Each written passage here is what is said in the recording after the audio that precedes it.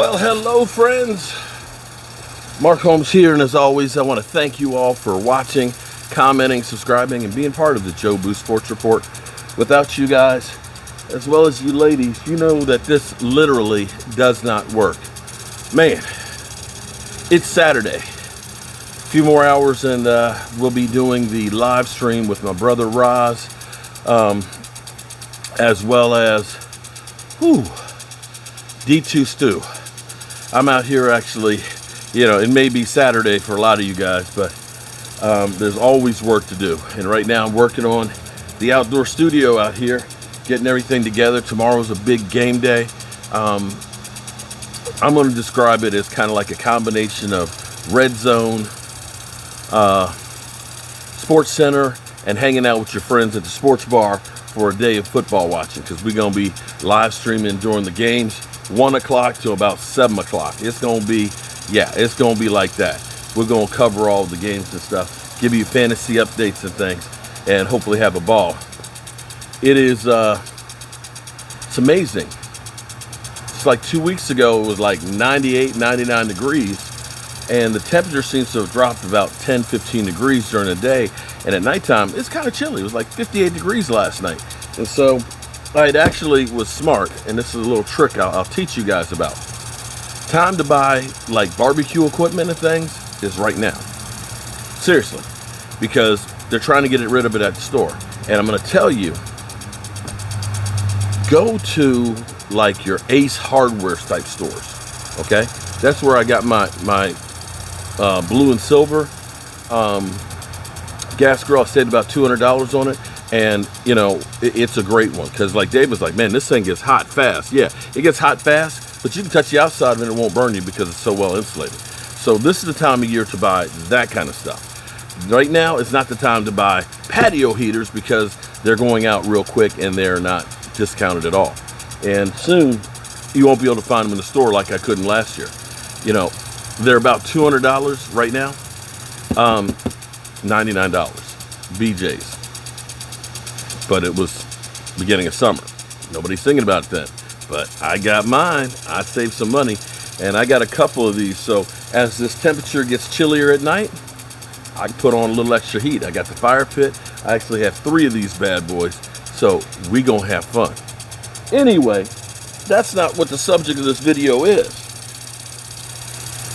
It's crazy to even think about this, because think back about 3 years ago.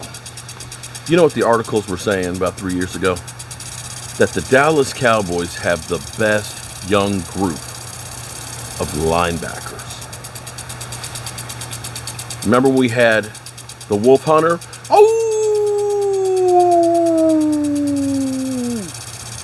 And the Predator. And you looked at that and said, Vander Esch came out, he was a Pro Bowler his rookie year. Jalen Smith, it seemed like he was past the drop foot, and he was a Pro Bowler. And you were just like, yeah, man, we set there. We set at linebackers. Well, here's the amazing thing. The Dallas Cowboys, of course, have Dan Quinn. I still think the defense gets better as the season progresses, because they're going to start getting used to the way this is called. But when you think about last year, Jalen Smith playing like 100% of the snaps at linebacker. 100%. What's crazy is he played 16 snaps in that game. Vander Esch played 15. That's it. Not a whole heck of a lot of playing time for either of them. Now, partially that was because you can see the package that the Cowboys have in pass coverage. They weren't so worried about Tampa Bay running the football.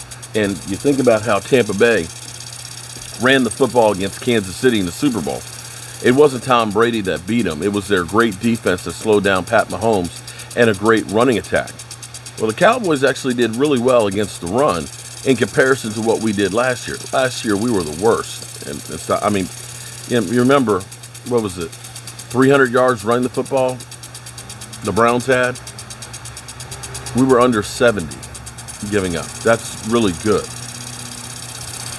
We have so many linebackers in different packages that what they're trying to do with Jalen Smith and Vander Esch is figure out what is the best thing that they can do. And that's when we'll use them. The other thing you can see that the Cowboys are trying to do is keep fresh bodies in there. They're going to have wave after wave of bodies that are changing up. So that way, hopefully, as the game progresses, having two people playing one spot versus playing, the center. That center's playing 100% of the plays. They will get more tired on the other side of the ball, and you'll have fresh bodies. The other thing that does is it makes it more difficult to know what that person's doing. Because through the course of a game, if you've ever played offensive line or defensive line, you start to learn that guy. As the game progresses, you learn what they're doing, their first step and things. You're beginning to get comfortable knowing what that guy's doing. If you're constantly rotating players in there, you never really get comfortable of knowing by that third and fourth quarter what they're trying to do. This is the new philosophy of the Dallas Cowboys, and they're going to continue to do this. And this will benefit them more as they get down the road, as they understand more and more of the defensive playbook. And of course, they start being able to see film on other teams. This week, it's a wild card week. You don't know what changes teams are making. There's not film out on what you're trying to do. And that's where it gets to be difficult. After 2 or 3 weeks, you start learning the tendencies, and you see what the strengths and weaknesses of each of those teams are, and you can adjust accordingly. And this is where the Dallas Cowboys, I'm going to call it a chameleon defense. Chameleon, you know what I mean? Chameleon can change the color to his environment, okay? To fit in so that way you don't see him. Well, this is kind of what the Dallas Cowboys are trying to do. They're trying to match up with the offenses to blend in and be able to stop them. Some teams are going to be pass happy, and of course you're going to end up having to have your nickel coverage a lot more. Other teams are going to be great running attacks where you want to be that heavy defensive line that can literally pound them and get pressure upfield. And this is where the change is already on defense. I know a lot of people will still say, you know what, you lost the game.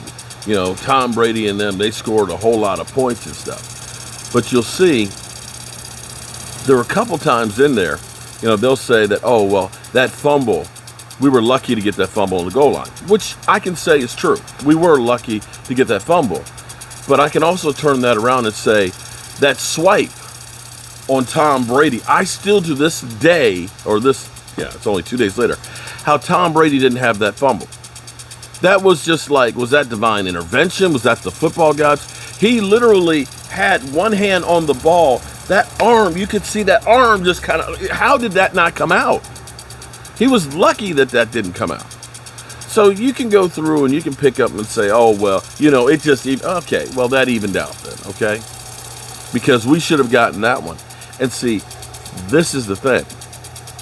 This is where people will discount takeaways. 2014 was a year we came off of the worst defensive performance we had until last year. We were 32nd in total defense. 32nd. And we lost DeMarcus Ware to Denver. Jason Hatcher, who had 11 sacks, went off to Washington, got paid. And Sean Lee tore up his knee. And you looked at that and said, that defense is going to be terrible. We're not getting any better. This is it. We're screwed. We got to outscore everybody. But the funny thing is that defense losing those 3 great starters. Now, these aren't Clinton Ha-Ha-Dixes or Dontari Poes or Emerson Griffins. Those were 3 of your studs, your 3 best players on that defense. Interesting thing was that defense went from 32nd to 19th in total defense. But they went second in taking away the football. And those takeaways were more important than that total defense because it gave extra opportunities for the offense. Make no mistake about it. Had the Cowboys not taken away the football as much as they did, that game would have been a blowout. It would have been a blowout. But takeaways are game changers. And if this Dallas Cowboys defense can be opportunistic and get 4 takeaways, on an average team that you're facing, you get 4 takeaways, you're winning them. And that, my friends, is going to be the biggest difference that this team does, is if they can get the ball, go get me the ball, they're going to be good. Vander Esch, Jalen Smith, well, I'm sure that they're upset about not playing as much, but that makes you hungrier to show that when I do get out there, you need to keep me out here. And that can breed, instead of resentment, more desire and passion. We'll see how that works. I'm betting that this defense becomes really good at taking away the football. All right, y'all. I got to get this thing put together. Got to let the grass get watered and the plants get watered here. Got to blow the leaves off of here and keep doing what we're doing here. Hope you guys enjoy what we're doing. Hope you guys join in tomorrow and this afternoon. We're going to continue to try and grow this thing and make sure that you guys know this is the best place to come for YouTube game day.